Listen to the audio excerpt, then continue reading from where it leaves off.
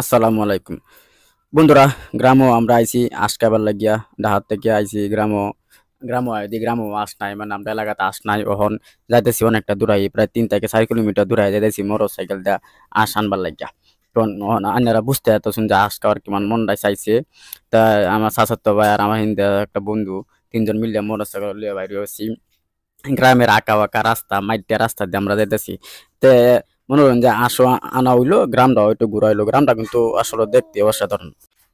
তো গ্রামের এই আঁকা বাঁকা রাস্তা দিয়ে আমরা যাইতেছি, অনেক ভালো লাগতেছে। মাঝে মধ্যে কিছু বাড়ি ঘরও পাইতাছি, আবার গরু ছাগলও রাস্তাঘাটে পাইতাছি, কিছু মানুষও যাইতেছে বিভিন্ন কাজে। তো সবকিছু মিলাইয়া আজকের দিনটাও কিন্তু অনেক ভালো, একটা সুন্দর সোনালী একটা দিন। বৃষ্টি নাই, মেঘ নাই, তুফান নাই, যাক ভালো একটা দিন।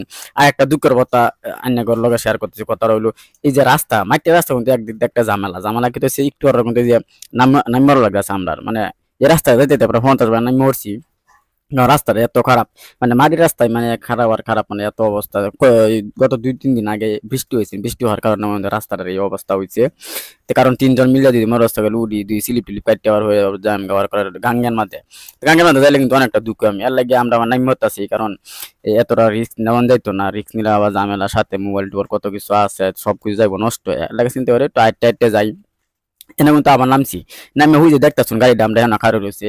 আর আমরা আইটে আইটে যাইতেছি, যাই এখন উড়ার চেষ্টা করতেছি, উঠতে পারছি না, আমরা যাইতেছি। ওখানে কিন্তু আবার একটু পৌরসভার ভিতরে ঢুকে গেছি। আর পৌরসভার রাস্তাটা কিন্তু মোটামুটি বালাই, ফিসের ডালাই মালাই দিছি, ফিসের ডালাইতে কনক্রিটের ডালাই দিছি আর কি। তো ওখান মোটামুটি বালাই দেখতে দেখতে আমরা আয় উঠছি। আস জানতেন নাম যে বাড়িটার নাম, এই বাড়িতে আয় উঠছি। তো এই বাড়িতে আমরা আস্তে আস্তে ঢুকতেছি, ঢুকে দেখি আরেক জামাল হয়েছে। আমরা আইতে আইতে দেরি হয়েছে, আর দিছে সাইরে গেছে গা বন্ধ। ওহন যাওয়ার লাগবো আমরা, বন্ধ তো যাইতেছি, দেখতেছুন বন্ধ বন্ধ যাই দেখতেছে। আসটি কই তুই দেখতে হইলে তো নন লাগবো।